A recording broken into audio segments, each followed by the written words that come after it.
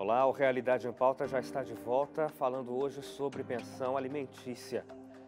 Uma filha que fazia mestrado tentou fazer a justiça obrigar o pai a continuar pagando a pensão alimentícia. A turma do Superior Tribunal de Justiça entendeu que a filha já teria condições de se manter e desobrigou o pai do pagamento de pensão. E essa mesma turma do Judiciário também liberou um marido de pagar pensão alimentícia para a ex-mulher. O valor foi descontado do salário do homem por quase 20 anos.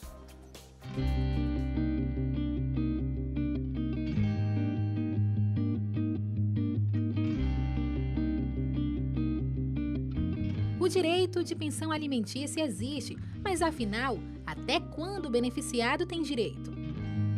Bem, eu acho que a idade, mínima, até mesmo para se estruturar, eu acho que é aos 18 anos ou até um pouco antes dele entrar para as Forças Armadas. A partir do momento com 17 anos para 18, ele entrando para as Forças Armadas, já prestando o serviço militar e os pais tendo condições disso, eu acho que seria ideal.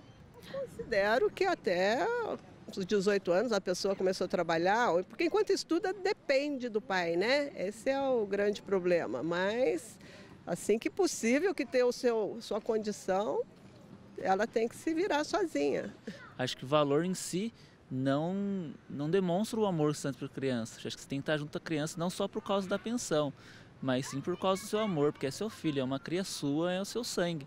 Você, independente do dinheiro ou não, você tem que criar a criança para ser muito melhor do que você. A titularidade do direito dos alimentos ela é da criança, do menor. Então a mãe ou o pai, quem for fazer o pleito em juízo, é sempre na forma de representação. Então o pai, a mãe, um dos genitores ali tem que ter isso em mente. O pagamento ele vai se dar por conta da responsabilidade que ele tem de colocar essa criança no mundo. Então ele tem ali todo o dever de prestar os alimentos para que a pessoa tenha condições de subsistir aí até a maioridade.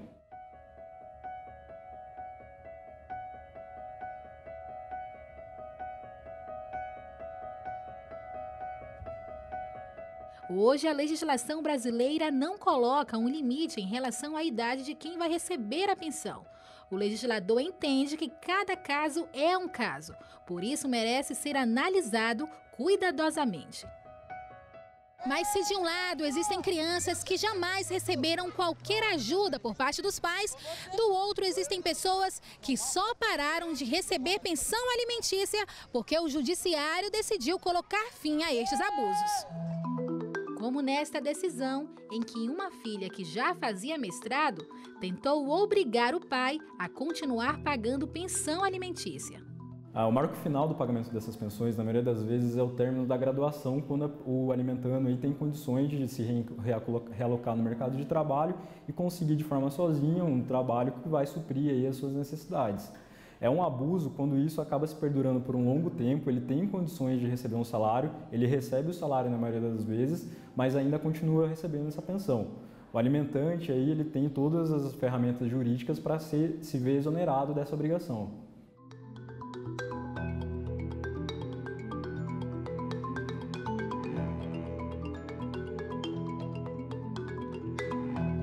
É importante destacar que existem diferenças entre as pensões destinadas para filhos e aquelas direcionadas a ex-cônjuges. A diferença da pensão para o filho, para o ex-cônjuge, ela reside atualmente na situação de que para o filho ela é sempre voltada à responsabilidade do pai e da mãe. Então ela é expressa por lei, ela tem essa definição.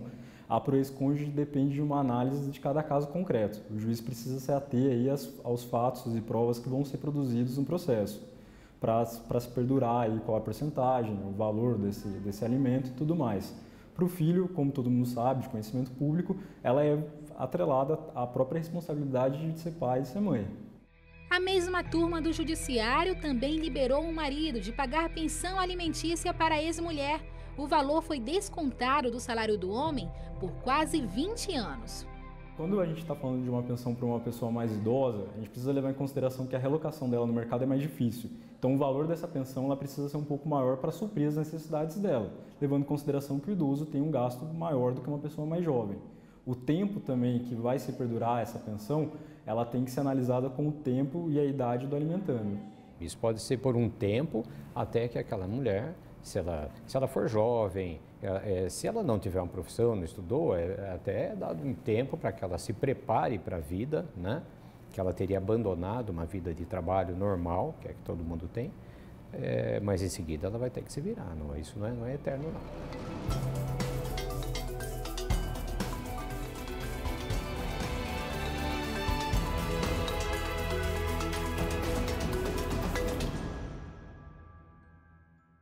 A gente volta aqui ao estúdio para continuar a conversa com o consultor jurídico da área civil, Tiago Rodrigues Pizarro. Tiago, a gente viu aí casos diferentes do habitual, quando a justiça manda cessar o pagamento da pensão, até porque, você já explicou aqui, a pensão é para manter o padrão por um tempo e também quando é para o cônjuge é para que ele se adeque e consiga. Agora, a gente viu o caso aí de 20 anos o marido pagando para a ex-esposa. Parece tempo demais mesmo. Exatamente. Bom, uma coisa que também é muito importante que as pessoas saibam é que existe uma porta aberta para que sempre que as pessoas desejem cessar com essa obrigação alimentícia, por exemplo, aquela pessoa que paga os alimentos, ela perde o emprego, ela perde a fonte de renda. Então existe aí a chamada ação de exoneração de pensão alimentícia, que ela fala, olha, perdi o emprego, preciso parar de pagar, não tenho mais condição. E junto com essa ação, essa porta aberta de fazer a cessação, né, do pagamento, existe a ação revisional de pensão alimentícia, que também é uma porta aberta para explicar, olha, é o seguinte, a pessoa que eu estou alimentando agora conseguiu emprego, então eu pago R$1.000, R$2.000, agora que ela tem o emprego dela, eu posso, pelo menos, ainda que eu não pare de pagar, mas posso pagar menos. Ou então, o emprego que ela conseguiu é um emprego muito bom, não tem mais necessidade. Também tem a via que o Código Civil deixa, que é o casamento, quando a pessoa, a ex-mulher ou ex-marido, que recebe pensão alimentícia, ele se casa de novo, decorre do texto legal, já para a sessão alimentícia. Nesse caso, tem que ser um casamento formal ou a união estável? União estável serve? também, a união estável serve, tem o mesmo efeito, agora o difícil dessa união estável é provar. Quando a pessoa faz o contrato de união estável no cartório, ok. Agora, quando ela passou a morar junto com outra pessoa, como que funciona essa ação? A pessoa que paga, ela entra com um pedido falando, olha, juiz, meu ex-cônjuge ou minha ex-cônjuge passou a viver em união estável com outra pessoa, está morando em uma casa, tem uma vida familiar, e aí a instrução do processo vai ser justamente para isso. Se comprovar que ela efetivamente fez uma união estável, firmou uma união estável, cessa esse dever de pagar pensão alimentícia. Não teria sentido uma pessoa receber pensão alimentícia do ex-cônjuge, já morando com outra família, sustentando outra família. Essa é a intenção da lei. Em todos esses casos de revisão, de tentativa de suspender os pagamentos, a ação deve ser protocolada pela própria pessoa, ela precisa ter um representante legal, um advogado? Precisa sempre ter um advogado. As únicas ações em que a própria pessoa entra na justiça são reclamações trabalhistas e ações no juizado especial civil, que é aquele que antigamente chamava de juizado especial de pequenas causas, que as ações de família estão excluídas. Toda ação de família, ela precisa de um advogado. E quando não tem condições de pagar um advogado, pode ir na PAJ ou na assistência judiciária, na Defensoria Pública, que serve justamente para trazer aí a possibilidade de quem não tem recursos financeiros para poder pleitear na justiça os direitos. Agora, uma outra coisa que ocorre com bastante frequência, a gente noticia sempre, são prisões por falta do pagamento da pensão alimentícia. Quando uma pessoa é presa por não ter feito o pagamento, a dívida é quitada com a prisão? Não. Isso é uma questão interessante. É o único tipo de prisão que permanece aí no sistema jurídico brasileiro que não é uma prisão por um crime, não decorre de um ilícito penal. É a única espécie de prisão civil. E é uma prisão que não é uma prisão equiparada a um crime, é uma prisão coercitiva, para obrigar a pessoa a pagar os alimentos. Essa prisão, ela é limitada por até 3 meses. Então, se existe uma dívida de alimentos que não é paga, o jeito do juiz ou da justiça como um todo coagir a pessoa a pagar é esse mandado de prisão, essa ordem de prisão. Então, a pessoa não paga, existe todo um trâmite, uma manifestação do Ministério Público, a pessoa é avisada, é intimada, ela sabe desse risco de prisão. Se mesmo assim não paga, é expedido o mandado de prisão. Se ela é encontrada pela polícia, vai ficar presa em separado dos presos comuns, pode ficar preso por até 3 meses e o detalhe, se passar preso esses 3 meses, o valor continua sendo devido, não se quita por ter ficado 3 meses encarcerada. Então, se ela fica... Normalmente ficam 30 dias, né? É o Sim. mais comum, mas pode É o ficar mais- até 90 Até dias. 90 dias. Sai, continua não pagando. Pode ser presa de novo? Pode ser presa novamente, uma segunda vez também.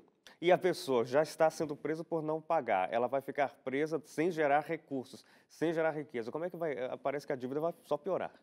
Agora com o Código Civil novo, existiu, e até também com o Código de Processo Civil, uma possibilidade de você se exonerar se você comprova a sua completa impossibilidade. Nessa situação de uma pessoa que fica presa por 30 dias, sai, volta a ficar presa de novo. Se ela tem um emprego comum, o normal é que ela perca o seu emprego, perca a sua fonte de renda. E aí, perdendo sua fonte de renda, ela não vai ter uma condição nenhuma de pagar. Vai ser uma situação que não tem muita solução, porque ela ficou presa, sei lá, 2, 3 vezes, perdeu o emprego, se complicou toda. Aí, com certeza, vai ter menos recurso ainda para poder pagar a título de pensão alimentícia. Certo. Tiago, eu quero agradecer muito pela sua companhia aqui com a gente dentro do Realidade em Pauta, esclarecendo alguns pontos que para muita gente com certeza foram novidades. Um prazer. Bom, sempre que precisarem, estou à disposição. Muito obrigado, viu? Eu agradeço também ao escritório LTSA de onde você vem, que gentilmente permitiu sua participação aqui hoje com a gente. O Realidade em Pauta fica por aqui. Você pode rever este programa de hoje, pode rever essa conversa e todos os outros lá no nosso portal novotempo.com/jornalismo. A gente se vê no próximo programa. Um abraço para você e até lá.